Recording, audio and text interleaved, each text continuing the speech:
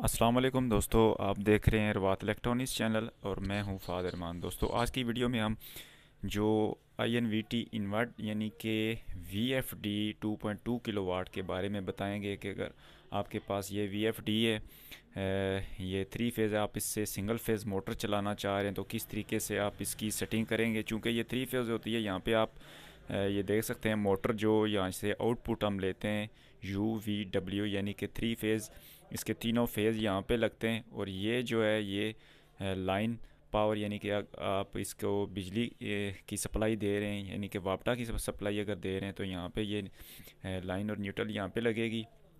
और अगर आप सोलर की सप्लाई दे रहे हैं तो ये पॉजिटिव और नेगेटिव का निशान ये आप यहाँ से इसको सोलर की पावर देंगे तो इस वीएफडी को हम यहाँ पे वापडा पे इसको ऑन करके इसकी सेटिंग करने जा रहे हैं।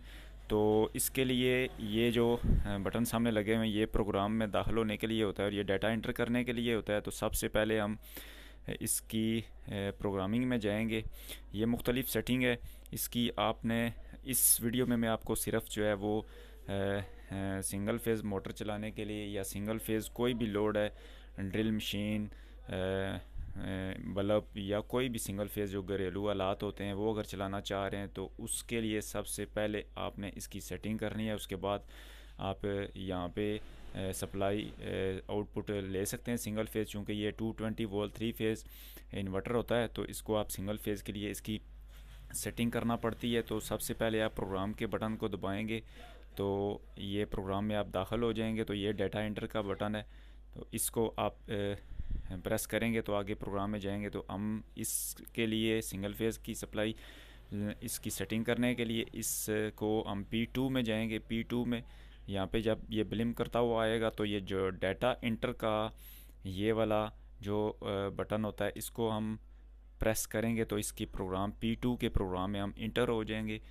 P2.00 जब आएगा तो इसको हम P2.04 में जाएंगे।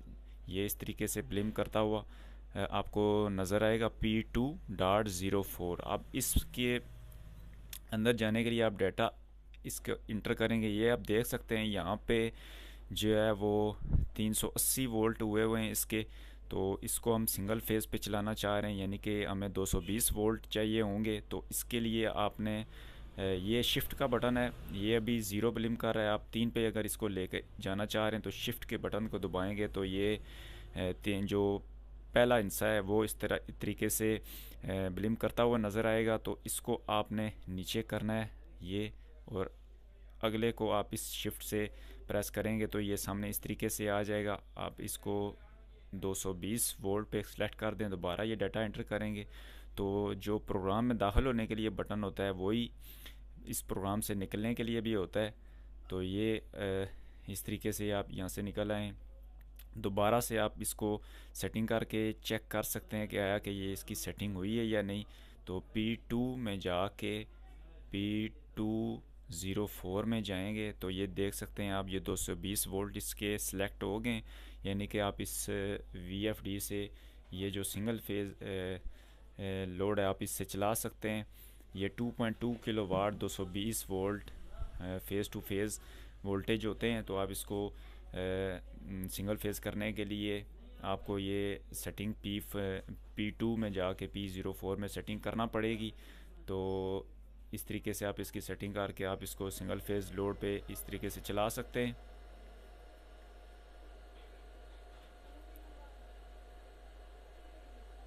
इस तरीके से ये रन होगी, ये 50 हर्ट्ज़ पे जाके फुल ऑन होगी।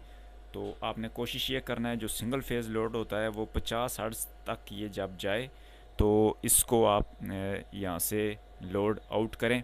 कोई भी चीज़ है जो वो आगे जो चलाना चाह रहे हैं वो 50 हर्ट्ज़ पे जाएगी तो आपने कोशिश करनी है कि उसको ऑन करना है। तो दोस्तों, अगर आपको ये वीडियो पसंद आई हुई हो तो ज़रूर लाइक कीजिएगा।